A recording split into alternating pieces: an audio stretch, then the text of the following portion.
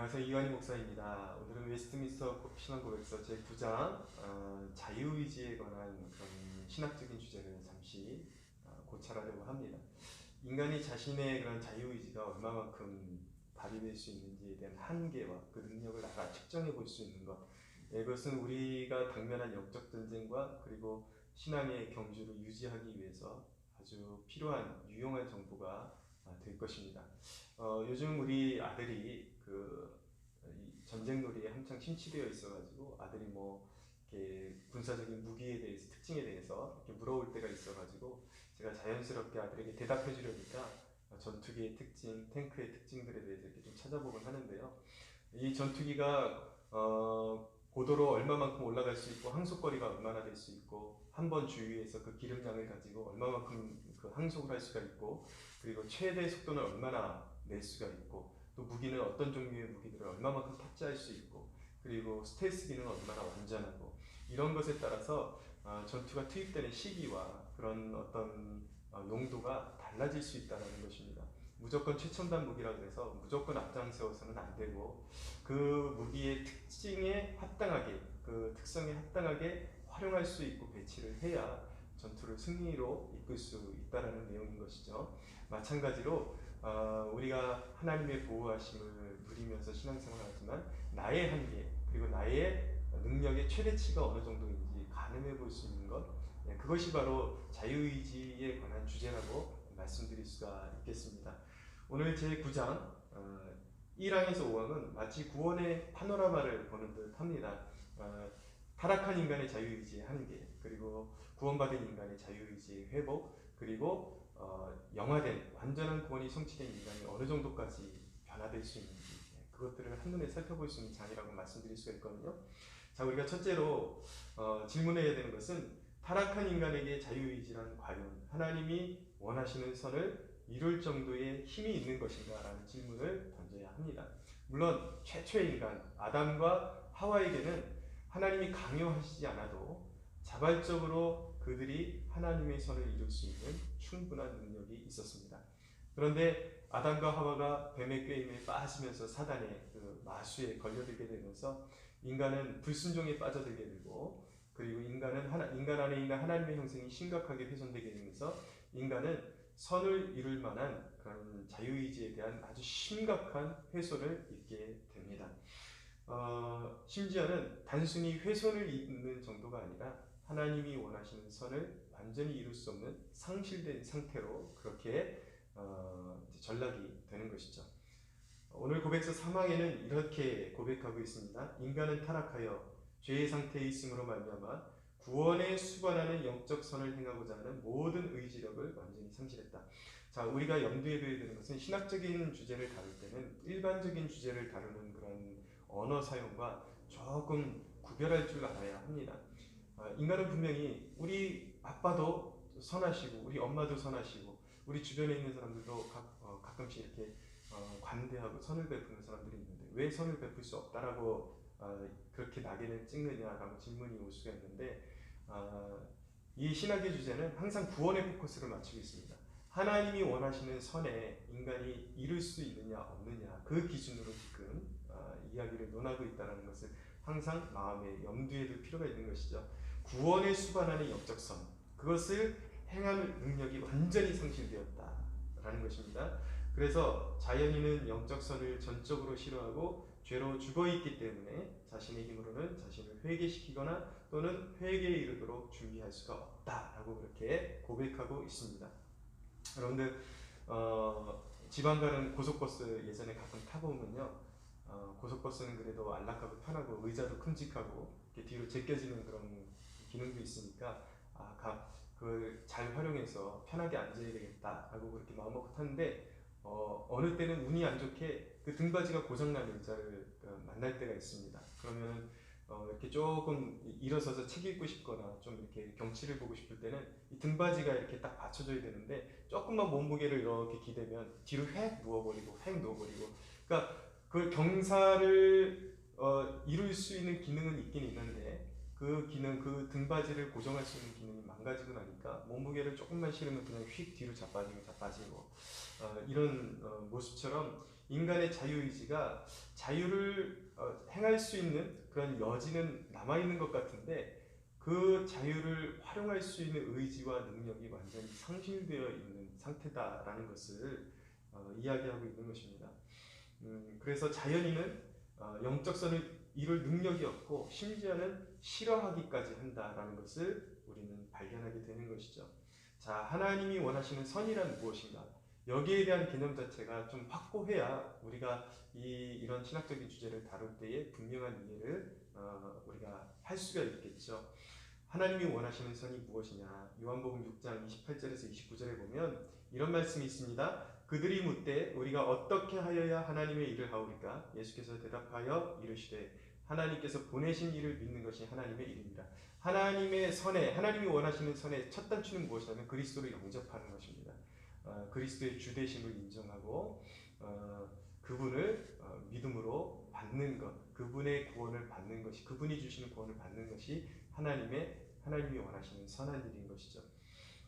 그리고 요한복음 10장 37절에 38절에는 이렇게 말씀합니다. 만일 내가 아버지의 일을 행하지 아니하면 나를 믿지 말려니와 내가 행하거든 나를 믿지 아니할지라도 그 일은 믿으라. 그러면 너희가 아버지께서 내 안에 계시고 내가 아버지 안에 있음을 깨달아 알리라 라고 말씀합니다. 예수께서 하시는 일로 인해서 그가 하나님께 영광이 되는 일을 하고 계시고 바로 예수님이 하시는 일이 아버지께 기쁨이 되는 일이고 우리 또한 그리스도를 구주로 영접해서 그리스도가 걸어가시는 그 좁은 길을 걸어가는 것, 그분이 기뻐하시는 일을 행하는 것이 하나님이 원하시는 선이다. 그리스도 안에서 보여주신 일들을 우리가 믿고 행하는 일이 바로 하나님이 원하시는 선이다. 근데 인간은 그 선을 행하지 아니할 뿐 아니라 심지어는 적극적으로 싫어하기까지 하는 것이 인간의 실제인 것입니다. 그것이 심각한 문제인 것이죠. 그러니까 선을 버리고 죄를 짓는 것을 능동적으로 하는 것이 인간의 지금 상태라는 것. 그것이 인간 의지의 한계라는 것을 보여주고 있는 것이죠. 거듭 말씀드리지만 사람들은 질문합니다. 그래도 나름 선한 일도 하지 않는가? 말씀드렸듯이 등받이가 그 고장난 그 의자는 그로 인해서 제 기능을 할 수 없는 그런 고장난 의자일 뿐인 것입니다. 선을 행하는 듯 하지만 죄로 넘어갑니다. 선에 머무르는가 하지만 어느새 죄로 넘어갑니다. 우리 안에 아주 도덕적으로 윤리적으로 탁월한 그런 믿을 만한 공인인 줄 알았는데 그 뒷 배경에 그 삶에 보면 얼마나 난잡하고 그런 추한 삶으로 얼룩져 있는 것을 발견하는 것은 쉽지 않습니까? 우리가 연예인들 얘기 그리고 어떤 언론인들 얘기를 들을 때에 그것이 공인이니까 더 부각돼서 듣는 거지만 그것이 바로 저와 여러분의 이야기 아닙니까? 과거에 그랬었고 지금도 온전하지는 못하고 어느 정도 그런 면을 가지고 있죠. 분명히 낮에 활동할 때는 사람들 앞에 이렇게 빛 가운데 드러날 때는 멀쩡한 것 같았다가 이제 어두운 데로 가면은 무언가 하나씩 이상한 면들이 다 있지 않아요? 그런 것이 바로 인간의 한계라는 것입니다. 선을 이루는 듯하지만 악으로 넘어갑니다. 고장났기 때문이에요. 의지가 완전히 고장났기 때문인 것입니다.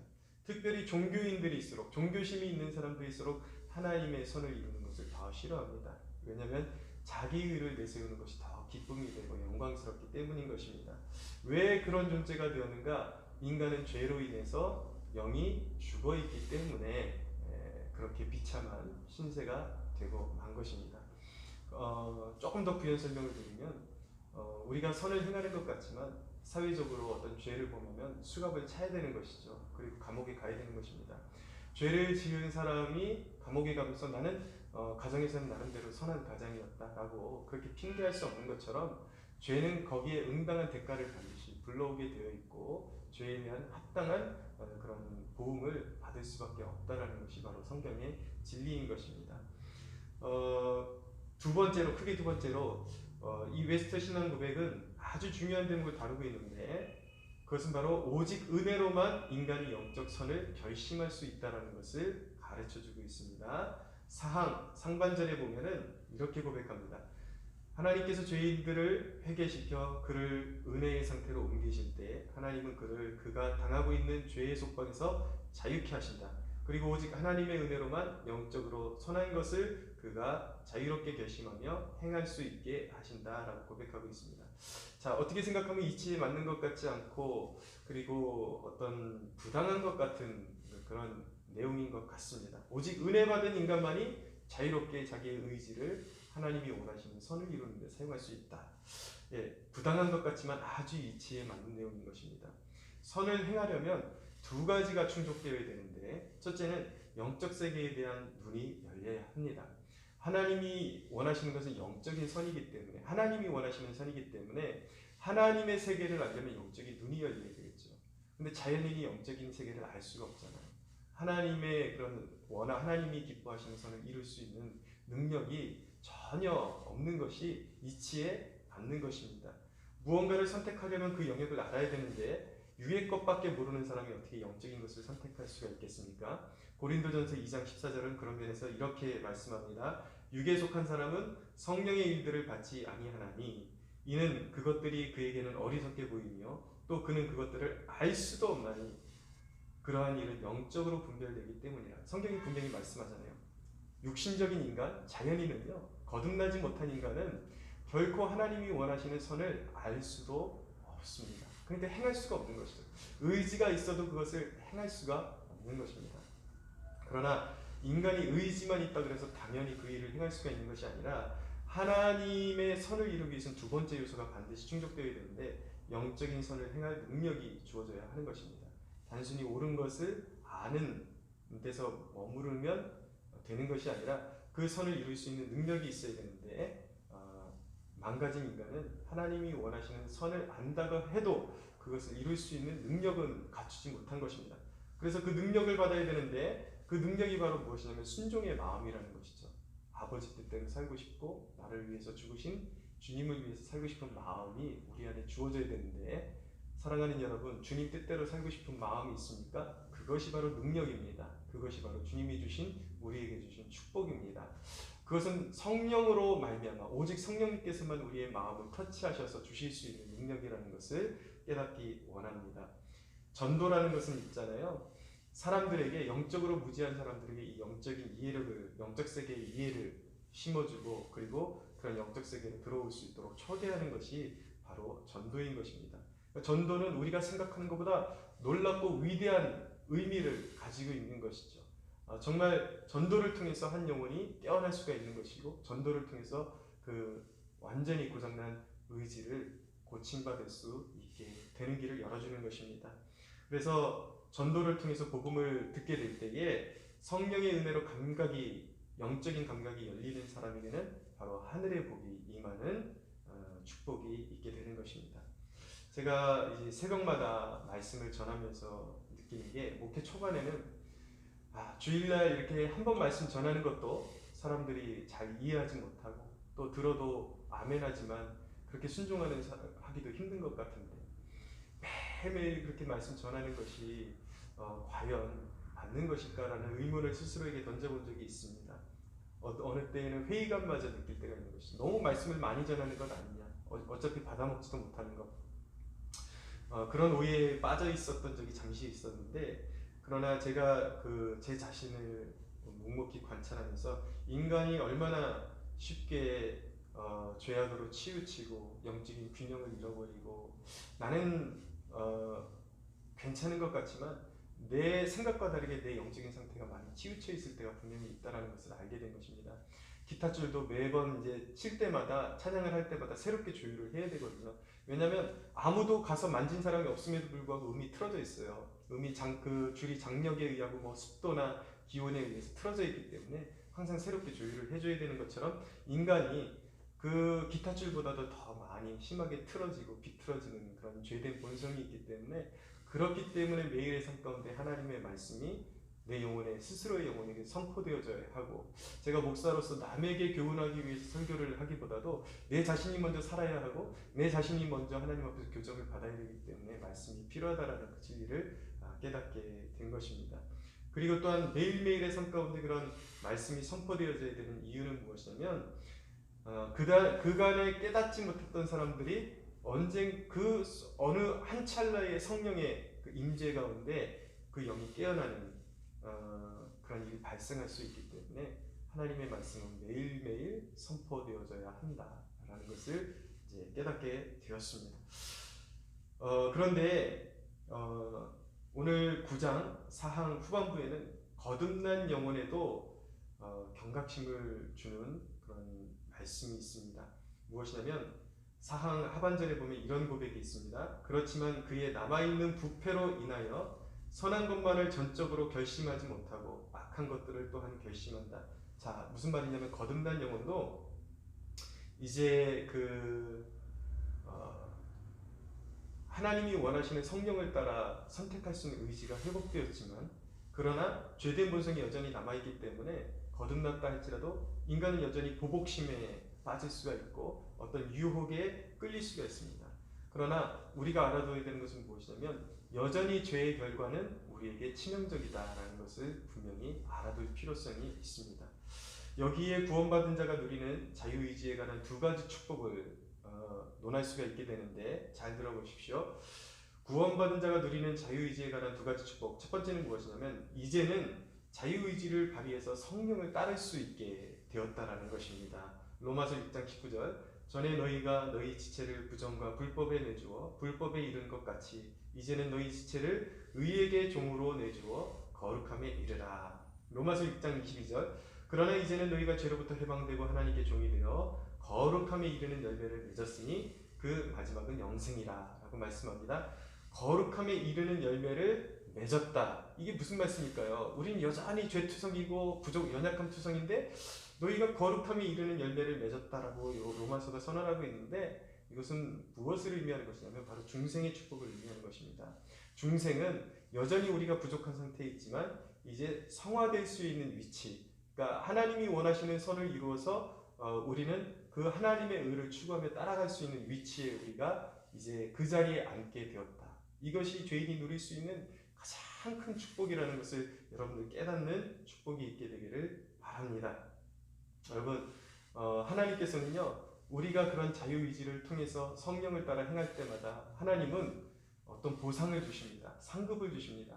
왜냐하면 죄를 지을 때보다 하나님의 말씀에 순종해서 따라오는 것이 훨씬 너의 영혼에 유익한 거야 라는 것을 연약한 영혼에게 하나님께서 깨닫게 하시기 위해서 사랑하는 자녀들이 뭐 별것 아닌 것 같은데 그 마음으로 정말 하나님을 기쁘시게 해드리고 싶다라는 결단을 가지고 무언가 실천할 때에 하나님께서는 반드시 거기에 대한 상급을 허락하신다라는 것을 꼭 기억하십시오. 두 번째 축복은 무엇이냐면 구원받은 자는 여전히 자유의지의 연약함 속에서도 하나님의 보호를 받는 축복을 누리게 됩니다. 여전히 우리는 어떤 면에서 연약하고 표면상 우리는 죄를 짓게 됩니다. 아직 우리 자유의지가 완전하지는 않습니다. 그래도 타락한 인간보다 큰 축복을 누리게 된 것은 무엇이냐면 성령을 따라 행할 수 있는, 이제 사망에서 건짐을 받아서 성령을 따라서 하나님의 기쁨이 될 수 있는 일을 깨닫고 할 수 있는 의지력이 우리에게 주어졌다라는 것이죠. 그러나 완전하지는 않습니다. 우리가 아직도 싸워야 될 그런 고비들이 남아 있습니다. 그러나 축복은 예수님의 십자가로 말미암아 우리가 사망에 이르는 정죄를 받지 않는다라는 것입니다. 무슨 말씀이냐면 우리가 죄에 빠진다고 해서 이제는 완전히 영원한 지옥으로 버려지는 그 정죄는 이제는 우리에게 주어지지 않는다라는 것입니다.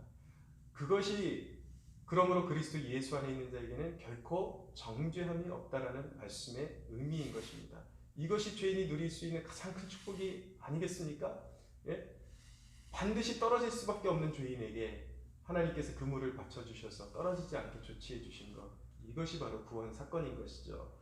하지만 그렇다고 방심해서는 안 됩니다. 반드시 죄를 짓는 하나님의 자녀들에게 하나님의 징계와 훈육이 따르기 때문인 것입니다. 이전 같으면 자유의지로 죄를 지으면 그냥 정죄가 되는 것입니다.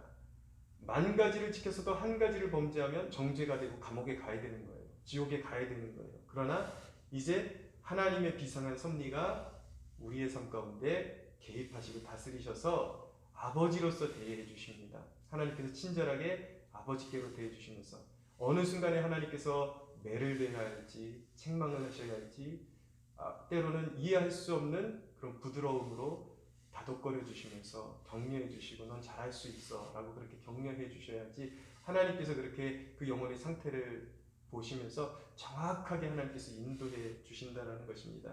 하나님께서 때때로 우리가 죄에 빠지는 것을 허락하시는 이유는 아주 쓴 열매를 맛보게 하셔서, 분명히 기억하십시오. 죄를 짓는 자에게 분명히 쓰디 쓴 열매가 있습니다. 그래서 죄를 함부로 이렇게 가까이 해서는 안 되는 것입니다.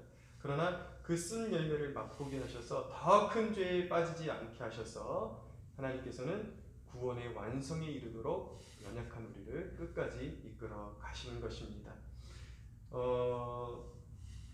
우리에게 연약함이 허락되는 이유 딱 한 가지가 더 있는데요. 자, 오늘 신앙고백서 5항에는 이렇게 고백합니다. 인간의 의지는 오직 영광의 상태에 이르게 되는 때에만 전적으로 그리고 한결같이 자유로이 선만을 행할 수 있게 된다라고 고백하고 있습니다. 구원받은 사람은 자기의 연약함을 보며 탄식하며 더 완전한 것을 기대하게 됩니다. 우리 앞에 놓여 있는 그 완전함, 영화의 상태에 이르기를 간절히 소원하는 마음을 소유하게 되는 것이죠. 여러분, 우리가 연약함에 빠질 때마다 그래도 하나님이 나를 보살펴 주시니까 괜찮아 이건 그리스도인의 자세가 아니에요. 탄식하며 우리의 완전함에 이르는 그때를 우리가 사모할 수 있어야 하는 것입니다. 회복된 자유의지를 논함에 있어서도 여전히 우리의 연약함을 인식하는 것은 매우 중요합니다. 그래야 인간 자체에 대한 깊은 이해가 생기기 때문이에요. 여러분, 인간은요, 우리 주위에 있는 사람들은요, 불쌍히 여겨야 될 존재이지 믿음의 대상은 아니라는 것, 그리고 하나님만이 철저히 믿고 의지할 뿐이라는 것을 우리가 알아야 합니다. 주변에 있는 사람들은 물론 신뢰는 필요한 거예요. 예수님의 마음으로. 그러나 그 사람의 능력을 보고 신뢰하는 것이 아니라 그 사람 안에서 일하실 하나님의 섭리와 하나님의 그 깊으신 뜻을 바라보면서 그 사람을 나는 당신을 믿습니다, 신뢰합니다, 이렇게 믿어주고 신뢰하는 것이지, 본질 자체는 인간은 결코 믿고 의지할 존재는 아니라는 것을 깨달을 필요성이 있는 것이죠. 그리고 내 자신에 있어서도 스스로가 아닌 완전하신 분을 더욱더 신뢰할 수 있으려면 내 자신의 완전함을 헛되이 자부하기보다 나의 연약함을 깨닫고 구원 이후에 나에게 자유의지가 있음에도 불구하고 순종할 수 있는 의지가 있음에도 불구하고 여전히 나는 하나님의 은혜가 필요하다, 하나님의 은혜만이 나를 온전케 하신다라는 그 믿음 속에서 전적으로 완전하신 분을 신뢰할 수가 있게 되는 것입니다. 성도 여러분, 완전한 자유 가운데 그분을 섬기며 온전히 선한 것만을 기쁨 가운데 생각하고 행동할 수 있는 그날이 성도들에게 올 것입니다. 탄식이 있는 이곳에서 조금 더 힘을 내고 썩어질 것들에 대해서 욕심을 내다가 쓰러지지 말고 분명히 말씀드립니다. 죄의 결과는 쓰디 쓴 것입니다. 그러니까 여기서 파선되는 길로 걸어가지 마시고 우리에게 영화롭게 되는 그날이 도래하고 있음을 기억하면서 곧 그날이 올 것입니다. 조금만 참고 인내하면 됩니다. 조금만 인내하면 영원에 이르러 완전함을 우리가 옷 입을 줄로 믿고 죄와 유혹과 끝까지 싸우는 주의 백성들이 되시기를 예수님의 이름으로 축복합니다.